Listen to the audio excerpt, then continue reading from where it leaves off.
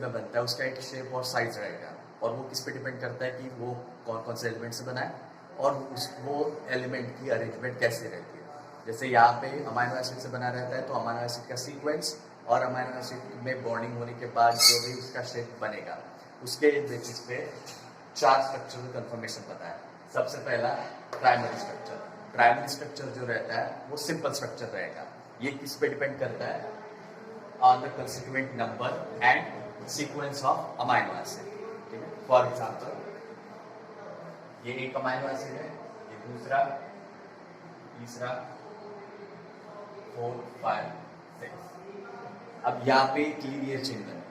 ये पहला amino acid है, फॉर एग्जाम्पल अगर इसको कहते हैं phenylalanine, isoleucine, alanine, then tyrosine, then tryptophan and अगर एक लेना है तो valine.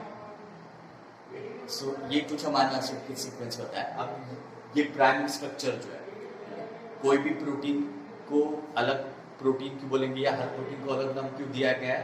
On the basis of their sequence and number of amino acid. जैसे ये अगर अपन ने एक पॉलीपेप्टाइड चेन बनाई, इसमें कितने प्रोटीन कितने अमाइनो एसिड है? 1, 2, 3, 4, 5, 6। तो 6 अमाइनो एसिड मिला के भी एक प्रोटीन बन सकता है, 4 अमाइनो एसिड मिला के भी एक प्रोटीन बन सकता है, और 2 अमाइनो एसिड मिला के भी एक प्रोटीन बन सकता है। तो ये जो प्राइमरी स्ट्रक्चर है वो किस पे डिपेंड करता है कि यहाँ पे कितने अमाइनो एसिड प्रेजेंट है, ठीक है, और वो कौन से सीक्वेंस में। जैसे इस एग्जांपल में ये अगर टाइप का जो सीक्वेंस बताया अमाइनो एसिड का, इससे जो प्रोटीन बनेगा, मतलब ये एक जो पॉलीपेप्टाइड चेन है उसकी केमिकल और फिजिकल प्रॉपर्टी जो रहेगी वो अलग रहेगी। और इसमें अगर वैलिन पहले आता है या इसके बाद और एक वैलिन ऐड किया जाता है तो उसकी केमिकल प्रॉपर्टी अलग रहेगी। अगर ट्रिप्टोफैन और एलानिन ये एक दूसरे के साथ पोजीशन चेंज करते हैं, मतलब पहले 3rd नंबर पे एलानिन था और 5th नंबर पे ट्रिप्टोफैन था, ठीक है।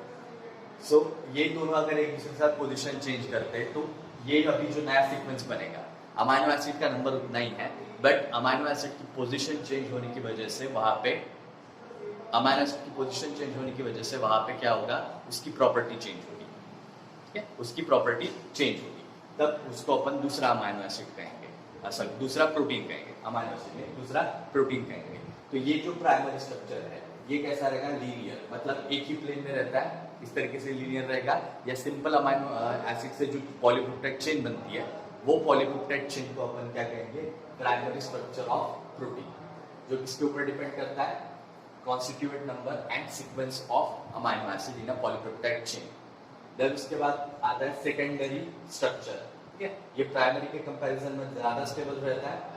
अगर लीनियर चेन है तो एंजाइम एक्शन के अगर वहां पे एंजाइम कोई प्रेजेंट रहता है तो ये फर्स्ट चेन को कट करना उसके लिए बहुत इजी रहेगा, क्योंकि यहाँ पे अलग तरीके की कोई डायनामिक या स्ट्रक्चरल कंफर्मेशन नहीं है जिसकी वजह से एंजाइम को काम करने के लिए तकलीफ जाएगी। एनीवे, सो पहले प्राइमरी स्ट्रक्चर के कंपैरिजन में सेकेंडरी स्ट्रक्चर जो रहता है वो ज्यादा कॉम्प्लेक्स और स्टेबल रहता है।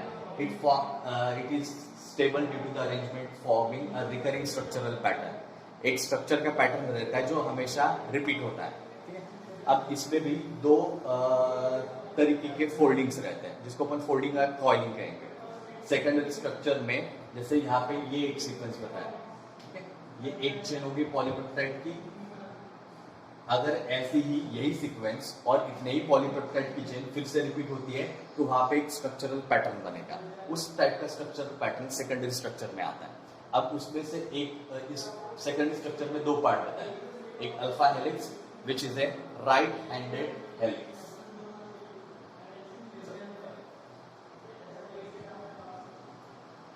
स्प्रिंग जैसा अपना जो स्ट्रक्चर रहता है ऐसा हेलिकल स्ट्रक्चर रहेगा। और ये स्पाइरल क्या है? इस स्पाइरल फॉर्म में बहुत सारे अमाइनो एसिड जो रहेंगे वो एक दूसरे के साथ बॉन्डिंग बनाते हैं। अब ये जो भी बॉन्डिंग है, ये बॉन्डिंग बनने के बाद इसमें ये स्पाइरल लाइक अरेंजमेंट तैयार होती है। तो ये जो स्पाइरल लाइक अरेंजमेंट है, इसकी वजह से ये प्रोटीन की प्रॉपर्टी अलग रहेगी, मतलब ये प्रॉपर्टी में कुछ तो भी डिफरेंस रहेगा।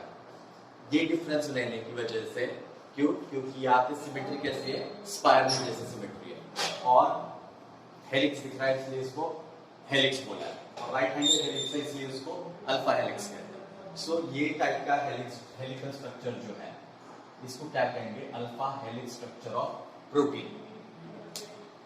और ये किसका पार्ट है, सेकेंडरी स्ट्रक्चर है। अब जैसे यहाँ पे अल्फा हेलिक्स है, वैसे ही ये जो अमाइनो एसिड है, फॉर एग्जांपल ये एक चेन है अमाइनो एसिड की, उसके नीचे दूसरी चेन बताई, थर्ड,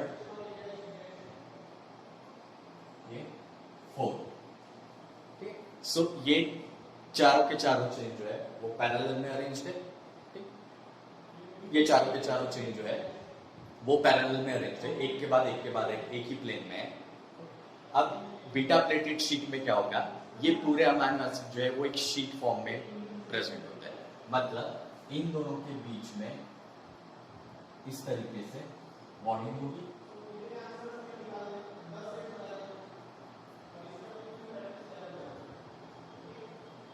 और यहाँ पे शीट लाइक स्ट्रक्चर बनता है। ऐसे जो शीट रहते हैं इसको कहते हैं beta pleated sheets, beta pleated sheets, ठीक है। सो जैसे अपन बुक के पेजेस है, सो फॉर एग्जांपल अगर इस बुक को स्पाइरल रहता है, या फिर सबसे पहले देखते हैं ये अपने को क्या दिख रहा है, प्लेन बुक कवर दिख रहा है। अगर ऐसा ही प्लेन स्ट्रक्चर रहेगा या लीनियर स्ट्रक्चर रहेगा तो उसको क्या बोलेंगे, प्राइमरी स्ट्रक्चर या प्राइमरी कन्फर्मेशन।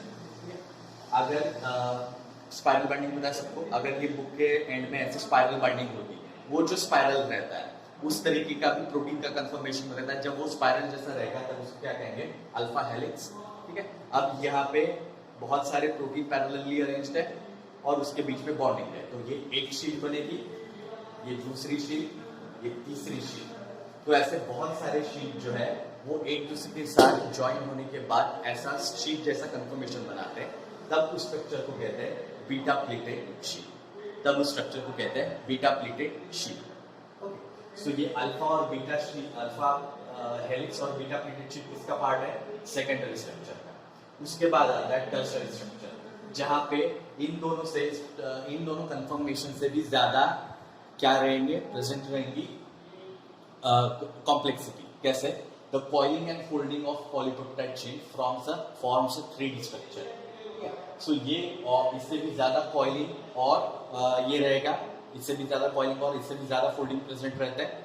सो इसकी वजह से यहाँ पे 3D स्ट्रक्चर बनता है, और इस टाइप का स्ट्रक्चर बनने की वजह से प्रोटीन के बीच में बहुत सारे गैप्स आते हैं, ठीक है। जैसे अगर ये एक हेलिक्स बोल रहे हैं, ये दूसरा हेलिक्स, ये दोनों इस तरीके से एक दूसरे के साथ रह सकते हैं, और ये तीसरा हेलिक्स जो रहता है वो इस तरीके से रह सकता है।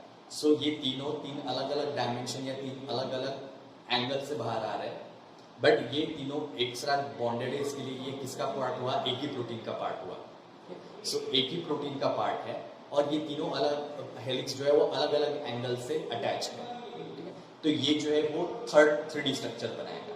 जैसे यहाँ पे बीटा प्लेटेड शीट बनाया, जैसे अगर अपन लिया देखते हैं, यहाँ पे 3 सेक्शन, मतलब ये 3 अमाइनो एसिड, ये एक पॉलीपेप्टाइड चेन, ये दूसरी पॉलीपेप्टाइड चेन, ये तीसरी और चौथी, तो ये 4 ऐसे लीनियर फॉर्म में एक शीट तैयार करेंगे। ये शीट हो गई। अब ये शीट के एक साइड पे अल्फा हेलिक्स लगा है, ये शीट के दूसरे साइड से दूसरा अल्फा हेलिक्स लगा है, तो ये हेलिक और शीट ये दोनों एक दूसरे के साथ इस तरीके का कंफर्मेशन बनाएंगे कि जिसकी वजह से इसको कौन सा कंफर्मेशन मिलेगा, 3D कंफर्मेशन, ठीक है। सो ये अल्फा और बीटा प्लेटेड शीट में ट्विस्टिंग होती है। जैसे अभी ये बनाया, शीट जो है वो ऐसे भी रह सकती है, या फिर ऐसे भी रह सकती है, या फिर ऐसे भी रह सकती है। जैसे ये एक पेज है या ये एक शीट है, ये इसको अपन ऐसे स्ट्रेट भी ऐसे स्ट्रेट रहा तो भी इसको शीट कहेंगे, ऐसी फोल्डिंग रही तो भी शीट कहेंगे, और ऐसी फोल्डिंग रही तो भी शीट कहेंगे।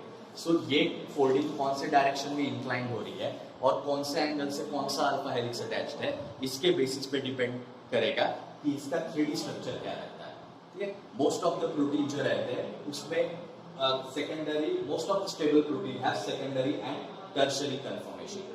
Most of the protein have secondary and tertiary confirmation. अब ये जो टर्शियरी कंफर्मेशन है, ठीक है, इसमें अभी बताया, जैसे या बीटा प्लेटेड शीट ऐसे बताई, ये बीटा प्लेटेड शीट अपन ऐसे भी बता सकते हैं, ठीक है। ये एक बीटा प्लेटेड शीट हुई, ये एक दूसरी बीटा प्लेटेड शीट हुई, और इसके बीच में क्या प्रेजेंट रहेगा, स्पाइरल। तो ये क्या है, अल्फा हेलिक्स, और ये क्या है, बीटा प्लेटेड शीट्स। पॉइंट क्या है, ये सिर्फ एक एग्जांपल बताया, ऐसा जरूरी नहीं कि हर प्रोटीन, हर टर्शियरी प्रोटीन में ऐसा स्ट्रक्चर रहेगा। यहाँ पे सिर्फ एग्जांपल बताया कि ये दो बीटा प्लेटेड शीट जो है वो अल्फा हेलिक्स से एसोसिएटेड है, ठीक है। इन दोनों के बीच में कनेक्शन कौन बता रहा है, अल्फा हेलिक्स।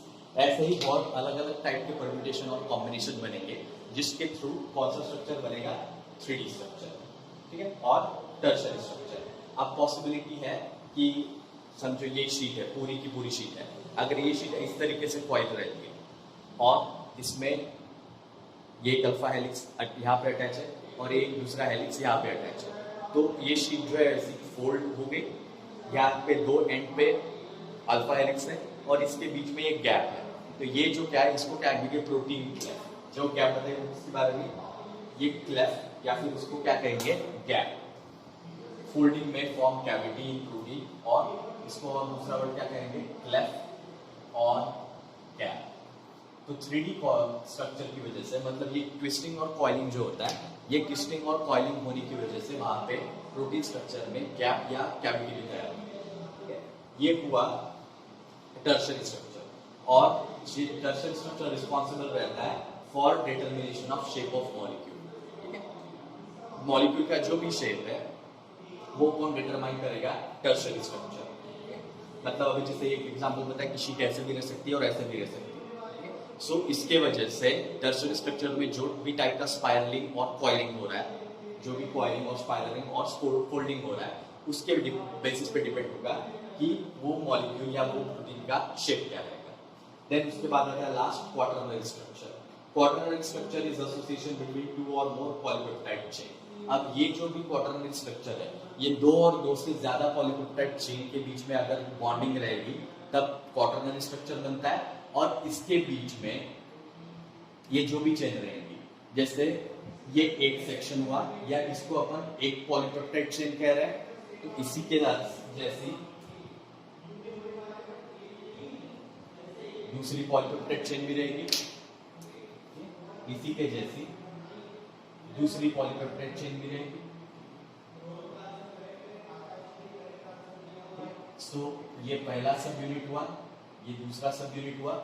नंबर 1 क्या है, ये पूरी चेन को अपन ने एक पॉलीपेप्टाइड चेन करके कंसीडर किया, और ये पूरी जो है उसको दूसरा पॉलीपेप्टाइड चेन करके कंसीडर किया। अब ऐसे बहुत सारे सेक्शन, दो या दो से ज्यादा पॉलीपेप्टाइड चेन जो है वो एक दूसरे के साथ कंबाइन होके क्या बनेगा, क्वाटरनरी स्ट्रक्चर, ठीक है।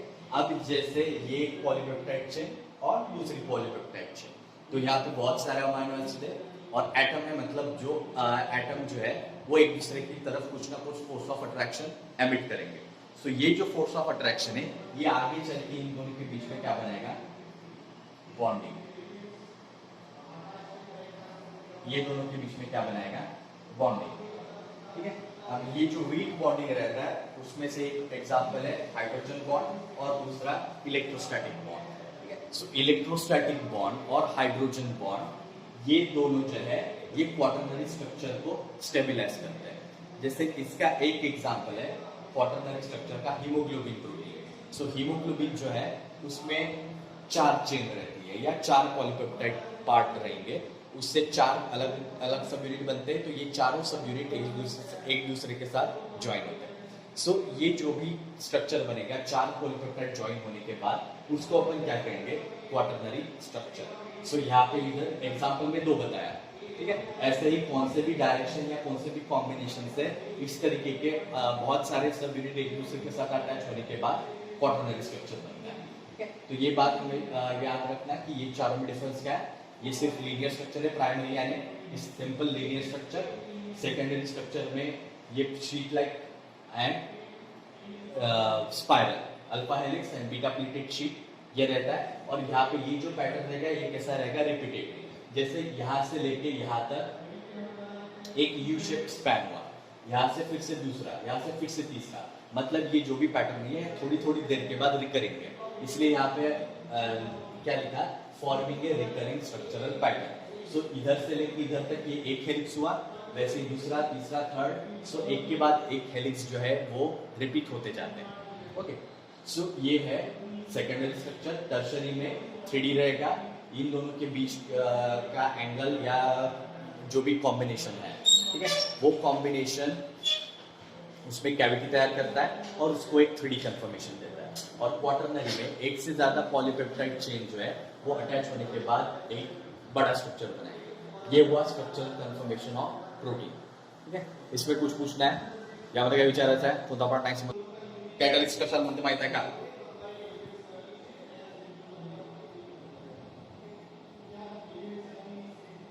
कैटलिस्ट यानी क्या पता है, इसको कैटलिस्ट कहते हैं।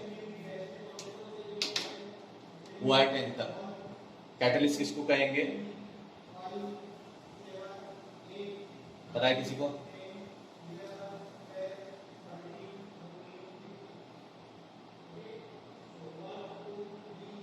Substance which provide speed to reaction, जो रेट ऑफ रिएक्शन को बढ़ाता है या रिएक्शन जो है वो फास्ट करता है, उसको अपन कहते हैं कैटलिस्ट।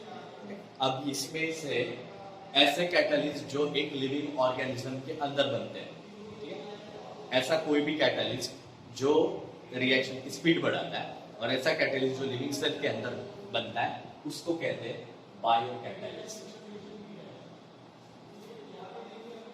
उस कंपाउंड को कहेंगे bio catalyst. Bio means living और कैटलिस्ट का compound which is responsible for the speed of reaction और हायर रेट ऑफ रिएक्शन, जिसकी वजह से रिएक्शन जो है वो जल्दी होगी, ठीक है, जैसे अभी ये सेंटेंस जल्दी बोला।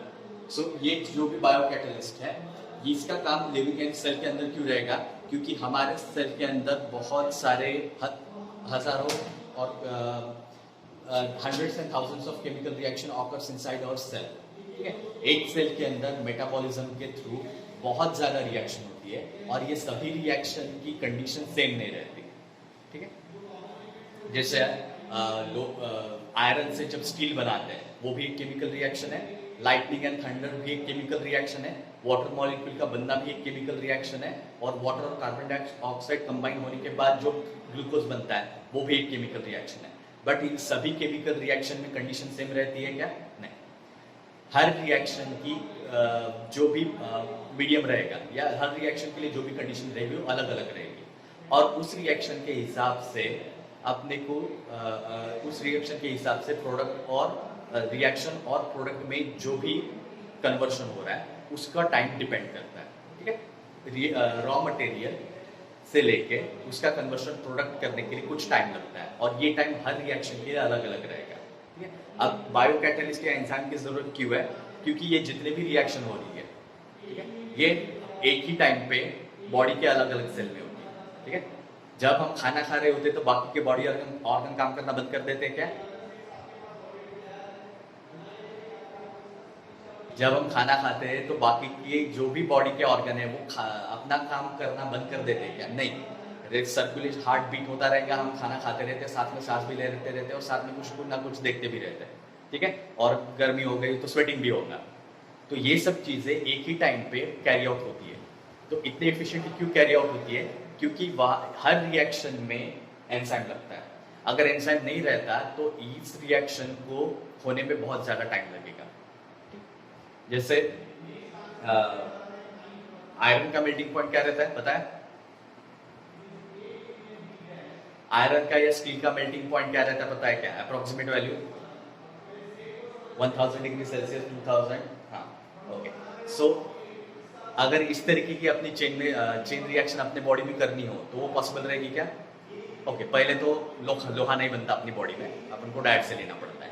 वो सब बताने का पॉइंट क्या है, हर रिएक्शन के लिए कुछ सेट ऑफ एनर्जी लगती है, ठीक है।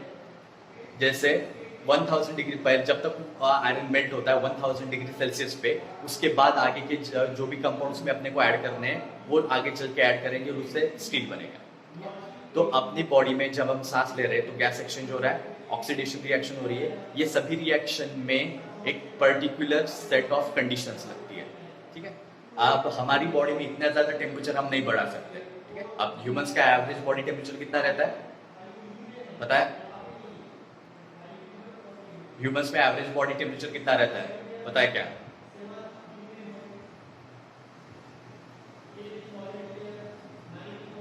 36 to 38 degree Celsius, 36 degree Celsius बराबर। तो ये टेम्परेचर पे अपने बॉडी में जो भी रिएक्शन होगी वो इसी टेम्परेचर पे होगी जो अपना बॉडी टेम्परेचर है। अगर एक हाथ लोकलाइज टिश्यू में अगर टेम्परेचर बढ़ता है वो अलग बात है, बट पॉइंट इज ये एवरेज बॉडी टेम्परेचर है। तो अगर कुछ रिएक्शन को इससे ज्यादा टेम्परेचर चाहिए होने के लिए, ठीक है, तब क्या करेंगे? बॉडी का टेम्परेचर बढ़ाएंगे क्या? नहीं। इस तब काम आते हैं एंजाइम्स। सो एंजाइम बायोकैटालिस्ट है जहां पे क्या रहेगा, ये किससे बने रहेंगे? Protein plus non protein part. So enzyme जो है वो किससे बने रहेंगे? एक प्रोटीन और उसके साथ अटैच रहेगा नॉन प्रोटीन पार्ट, उसको कहते हैं एंजाइम्स। अब जितने भी एंजाइम्स है वो सभी के सभी क्या रहेंगे? प्रोटीन, क्योंकि वो स्ट्रक्चर में प्रोटीन है। बट सभी के सभी प्रोटीन जो है वो एंजाइम में रहेंगे। पॉइंट इज एंजाइम कब कहेंगे? जब उसमें प्रोटीन के साथ एक नॉन प्रोटीन पार्ट है। तो enzymes by default are protein, but not all proteins are enzyme, क्योंकि एंजाइम बनने के लिए उसमें एक एडिशनल ग्रुप अटैच रहता है और सभी प्रोटीन में ये एडिशनल ग्रुप नहीं रहेगा। जिनमें ये एडिशनल पार्ट रहेगा और जो केमिकल रिएक्शन में इन्वॉल्व रहते हैं सिर्फ उन्हीं को क्या कहेंगे? एंजाइम। सो ये जितने भी एंजाइम रहते हैं they are synthesized in an inactive form.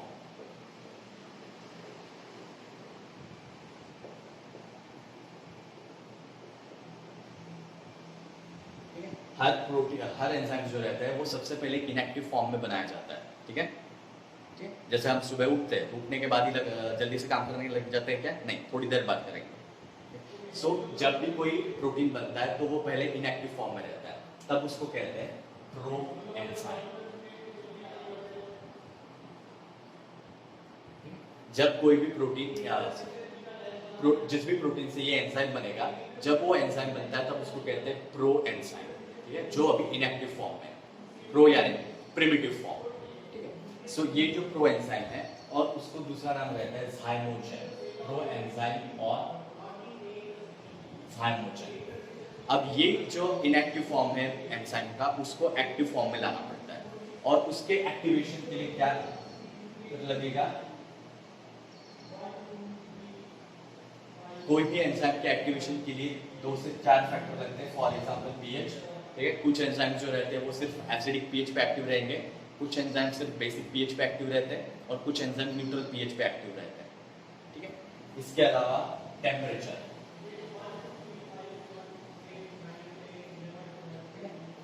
पे भी डिपेंड करता है। कुछ एंजाइम जो रहते हैं वो हाई टेम्परेचर पे एक्टिव रहेंगे, कुछ एंजाइम लो टेम्परेचर पे एक्टिव रहेंगे, या हर एंजाइम को एक्टिवेट करने के लिए एक ऑप्टिमम टेम्परेचर की रेंज रहेगी। क्योंकि प्रोटीन जो रहता है, प्रोटीन 40 डिग्री सेल्सियस के बाद डिग्रेड होना शुरू हो जाता है। प्रोटीन का स्ट्रक्चर 40 डिग्री सेल्सियस के ऊपर स्टेबल नहीं रहता है। तो अब जितने भी एंजाइम्स हैं वो सभी किससे बने? प्रोटीन से। तो इनकी एक्टिविटी के लिए एक पर्टिकुलर सेट ऑफ टेम्परेचर चाहिए। जब तक वो टेम्परेचर नहीं मिलेगा तब तक ये एंजाइम काम नहीं करेंगे, या जब तक वो पीएच की वैल्यू नहीं मिलेगी तब तक ये जो एसिडिटी और बेसिसिटी उनको चाहिए, ये अगर नहीं मिलती है तो ये एंजाइम काम नहीं करेंगे। और इसके अलावा एक और है सबस्ट्रेट। सबस्ट्रेट यानी वो कंपाउंड जिसके ऊपर ये एंजाइम काम करेगा। जैसे कुछ अगर enzyme for example amylase enzyme जो हमारे सलावा में रहता है, अमाइलेज एंजाइम का काम क्या रहता है? अपना हम जो भी स्टार्च खा रहे हैं वो स्टार्च को डिग्रेड करने के बाद उसका कन्वर्शन डाइसैकेराइड या मोनोसैकेराइड में करते हैं। तो ये एंजाइम कब एक्टिव होगा? जब हम स्टार्च खा रहे हैं। अगर अपने डाइट में स्टार्च नहीं है, ठीक है, सिर्फ मांस मच्छी खा रहे हैं, तो ये एंजाइम का परसेंटेज धीरे धीरे कम होगा। ठीक है, एक दिन में नहीं, लॉन्गर पीरियड में। द पॉइंट इज कि अगर हमारे डाइट में जो भी कंपाउंड हम कंज्यूम कर रहे हैं वो कंपाउंड का परसेंटेज कितना ज्यादा है, तो वो कंपाउंड डिग्रेड करने के लिए जो एंजाइम लगेगा उसका परसेंटेज ज्यादा होगा। अगर हम स्टार्च ज्यादा खा रहे हैं तो अमाइलेज एंजाइम का परसेंटेज बहुत ज्यादा होगा सलाइवा में। अगर हम प्रोटीन खा रहे हैं तो पेप्सिन एंजाइम जो रहता है वो अपने पेट में बनता है, उसका परसेंटेज ज्यादा रहेगा।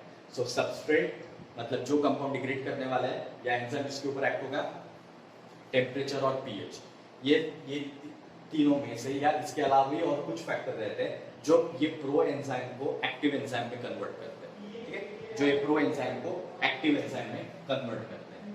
अब एंजाइम जो रहते हैं वो दो टाइप के रहते हैं। First, simple enzymes which are only made up of proteins।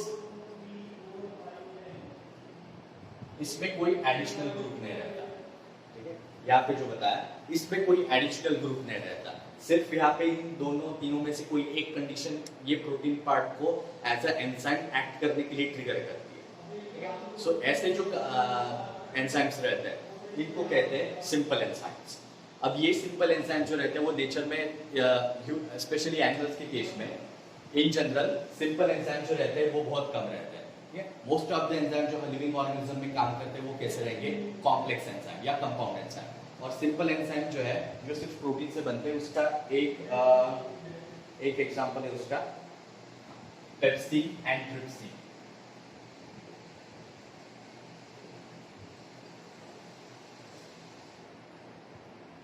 ये दोनों एंजाइम्स एनिमल्स में सिंथेसाइज होते हैं प्रोटीन और फैट को डाइजेस्ट करने के लिए।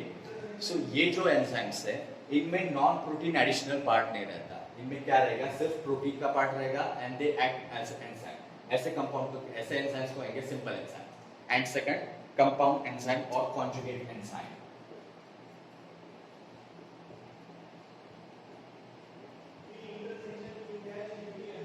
और also known as holozyme. Holozyme या कुछ बुक में उसको होलो एंजाइम भी बोला, ठीक है। सो होलो एंजाइम और होलोजाइम एंड कॉन्जुगेट एंजाइम, तो इसमें दो पार्ट रहते हैं, एक एपो एंजाइम और एपोजाइम जो प्रोटीन पार्ट रहेगा, ये ऊपर जो प्रोटीन पार्ट बताया, और दूसरा नॉन प्रोटीन पार्ट जिसको कहते हैं कोफैक्टर, जिसको कहेंगे कोफैक्टर। सो होलोजाइम यानी क्या, कंप्लीट एंजाइम, और कॉन्जुगेट एंजाइम जिसमें जो प्रोटीन पार्ट रहता है उसको क्या कहेंगे, एपो एंजाइम और एपोजाइम। और जो कोफैक्टर है वो कौन सा पार्ट है, नॉन प्रोटीन पार्ट। और कोफैक्टर जो है उसको कहते हैं नॉन प्रोटीन पार्ट। इन दोनों को मिला के क्या बनेगा, होलोजाइम। अगर एक सेल के अंदर ये प्रोटीन, ये एंजाइम का एपो एंजाइम पार्ट प्रेजेंट है तो वो ये कोई भी कंडीशन मिलने के बाद भी एक्टिव नहीं रहेगा। क्यों, क्योंकि उसका दूसरा पार्ट जो नॉन प्रोटीन पार्ट है वो अब तक उससे नहीं मिला। कोणत्याही प्रोटीन मध्ये जोपर्यंत त्याचा कोफॅक्टर अटॅच होत नाही तोपर्यंत तो एन्झाईम ऍक्टिव्ह होणार नाही, ठीक आहे। मग हा प्रोटीन पार्ट जरी प्रेझेंट आहे आणि इथे टेम्परेचर आणि पीएच ची कंडिशन जरी नॉर्मल राहील तरी तो एन्झाईम ऍक्टिव्ह होणार नाही, कारण त्याच्यामध्ये त्याचा कोफॅक्टर अजूनपर्यंत अटॅच नाही झाला, ठीक है। तो जे पण कॉन्जुगेट एंजाइम और जितने भी होलो एंजाइम रहेंगे वो तभी एक्टिव होंगे जब उसके साथ उसका कोफैक्टर अटैच रहता है। अब ये कोफैक्टर नॉन प्रोटीन पार्ट है। नॉन प्रोटीन पार्ट है मतलब क्या रह सकता है, वो तो एक इनऑर्गेनिक आयन भी रहेगा, एक ऑर्गेनिक कंपाउंड भी रहता है, ठीक है, या सिंपली एक मेटल आयन भी रह सकता है। अब ये जितने भी कोफैक्टर्स रहते हैं ये कोफैक्टर 3 टाइप के रहेंगे।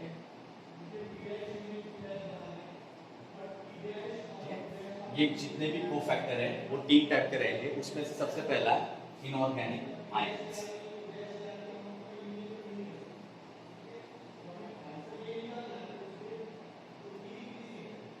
कोई भी इनऑर्गेनिक आयन, इनऑर्गेनिक और ऑर्गेनिक में डिफरेंस पता है, इनऑर्गेनिक और ऑर्गेनिक में डिफरेंस बताएगा किसी को,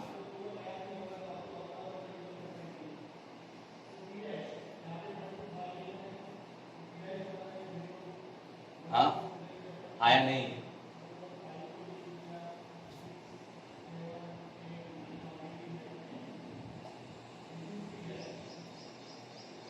इनऑर्गेनिक और ऑर्गेनिक में डिफरेंस पता है,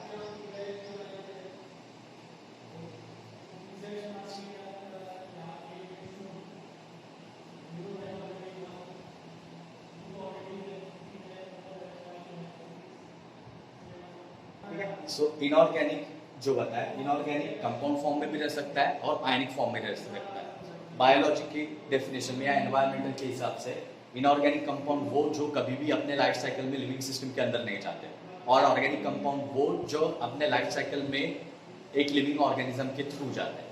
जैसे फॉर एग्जांपल कार्बन है, कार्बन कार्बन डाइऑक्साइड में भी प्रेजेंट रहता है, मिट्टी में भी प्रेजेंट रहेगा, स्टोन में भी प्रेजेंट रहता है और डायमंड में भी प्रेजेंट रहता है।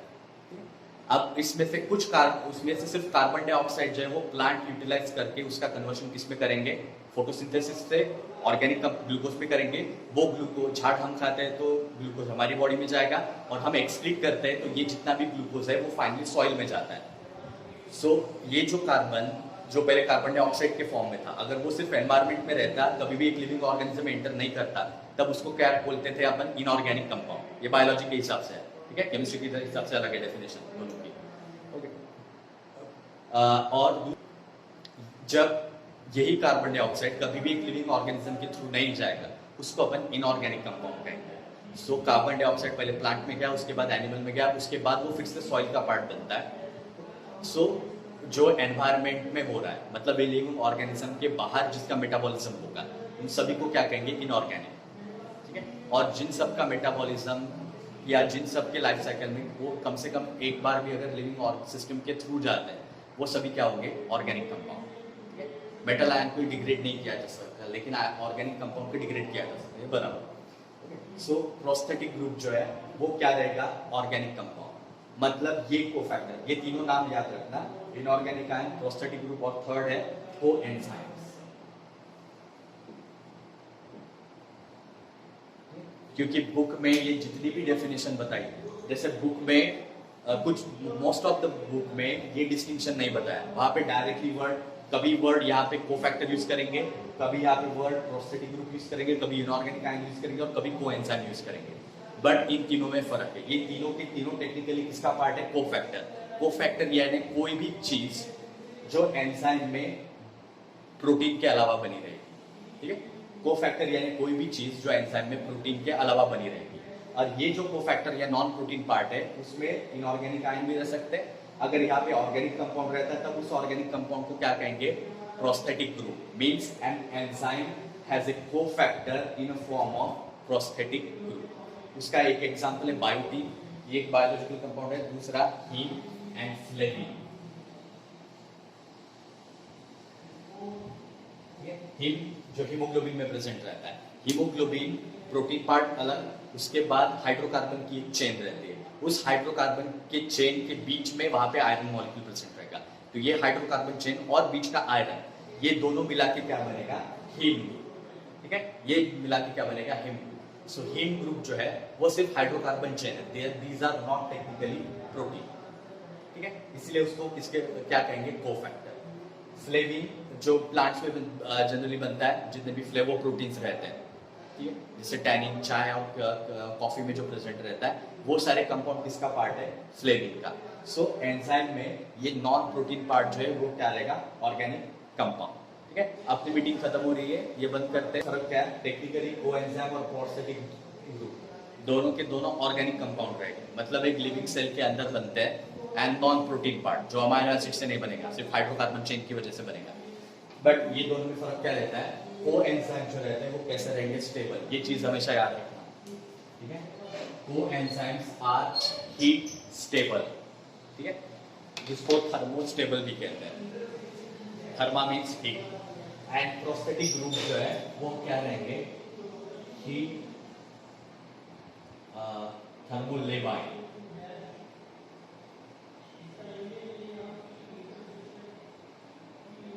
थर्मोलेबाइल यानी ये दिख रहा है नीचे का,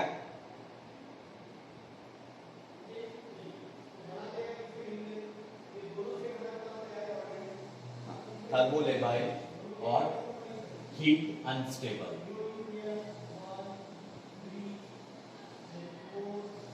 हीट जो है वो टॉलरेट नहीं कर सकते, मतलब अगर 40 डिग्री सेल्सियस टेम्परेचर हो रहा है या 38 से आगे टेम्परेचर जा रहा है, तो पॉसिबिलिटी है ये प्रोटीन डिग्रेड हो भी सकता है और नहीं भी हो सकता है।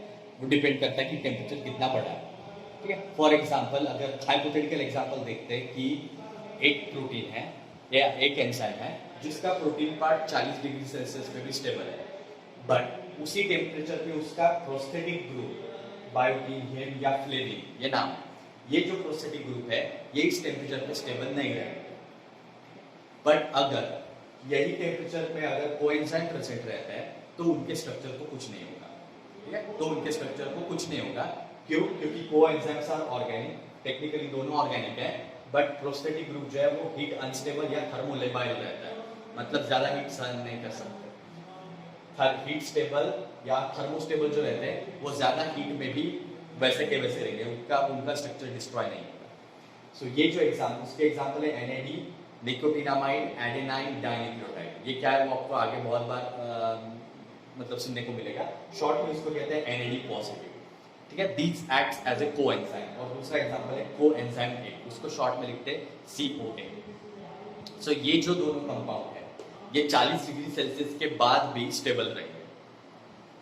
फ्लेविन, बायोटिन और हिम ग्रुप जो है वो 40 डिग्री सेल्सियस के बाद स्टेबल नहीं रहे। ये फर्क रहता है प्रोस्थेटिक ग्रुप और कोएंजाइम, ठीक है। सो कोफैक्टर यानी नॉन प्रोटीन पार्ट, और नॉन प्रोटीन पार्ट तीन तरीके के रह सकते हैं। एक इनऑर्गेनिक आयन जैसे zinc and magnesium.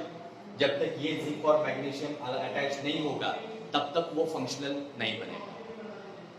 Prosthetic group और प्रोस्थेटिक ग्रुप वो जो हीट अनस्टेबल रहेंगे एंड ऑर्गेनिक कंपाउंड है, और कोएंजाइम वो जो ऑर्गेनिक कंपाउंड, वो जो भी ऑर्गेनिक कंपाउंड ही है and they are heat stable and prosthetic group are heat unstable.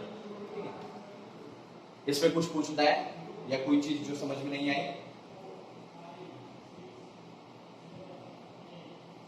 कुछ पूछना है क्या इसमें? क्या नहीं समझला?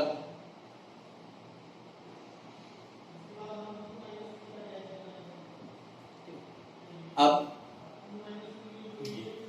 कॉन्जुगेट एंजाइम और इन शॉर्ट फंक्शनल एंजाइम, जब यहाँ पे प्रो एंजाइम जो है, ठीक है, जैसे यहाँ पे पेप्सिन और ट्रिप्सिन जो है, तो सिंपल का एग्जांपल हुआ। यहाँ पे जो भी एंजाइम बताया वो भी पहले प्रो एंजाइम रहेंगे। टेम्परेचर या पीएच या सबस्ट्रेट की एंट्री होने के बाद ये प्रो एंजाइम जो है वो फंक्शनल एंजाइम में कन्वर्ट होंगे। तो कोई भी फंक्शनल एंजाइम जो रहता है वहां पे एक साइट रहती है जिसको कहते हैं एक्टिव साइट। फॉर एग्जांपल ये प्रोटीन है, ये ग्लोबुलर शेप का है, ठीक है, और इसमें जब इनमें से तीनों में से कोई एक कोफैक्टर अटैच होगा तब ये क्या बनेगा? एक फंक्शनल एंजाइम, ठीक है, तब ये क्या बनेगा? एक फंक्शनल एंजाइम। अब ये फंक्शनल एंजाइम के बीच में जो गैप रहती है, ये जो यहाँ पे गैप है, ये किसके लिए है? टू अटैच सबस्ट्रेट, ठीक है, टू अटैच सबस्ट्रेट। तो ये सबस्ट्रेट को अटैच होने के लिए जो साइट रहती है उसको कहते हैं एक्टिव साइट। उस साइट को कहते हैं active site, okay. A small cleft or a gap or a simply a distinct cavity or distinct cleft where substrate binds। इससे बाइंड होगा टू एंजाइम। एक छोटी सी जागा ज्याच्यामध्ये सबस्ट्रेट जो आहे तो अटॅच होईल, आणि सबस्ट्रेट जेव्हा अटॅच होते तेव्हा हा एन्झाईम त्याच्यावर ऍक्ट करेल, त्याला भरपूर साऱ्या सेक्शन्स मध्ये डिवाइड करेल। ही जी ऍक्टिव्हिटी राहते ती एवढ्याशा जागेमधून होते आणि या जागेला होते ऍक्टिव्ह साइट, ठीक है। Such place is called as active site, ठीक है। अब इसी के साथ कुछ एंजाइम्स ऐसे रहते हैं जहां पे ये एक्टिव साइट छोड़ के, ये एक्टिव साइट छोड़ के एक दूसरी भी जगह प्रेजेंट रहती है,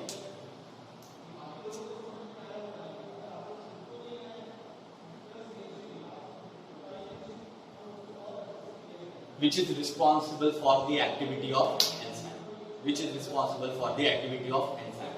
एक्टिव साइट छोड़ने के बाद भी, एक्टिव साइट के अलावा भी एक सभी एंजाइम में नहीं, सिर्फ कुछ एंजाइम, ठीक है, हर एंजाइम में एक्टिव साइट रहेगी, बट ये जो दूसरी साइट है ये सभी एंजाइम्स में नहीं रहती, ये सिर्फ सिलेक्टेड एंजाइम्स में ही रहती है।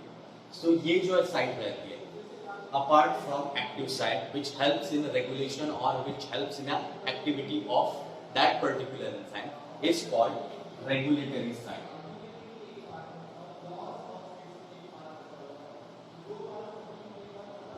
It's called regulatory site. ठीक है, a site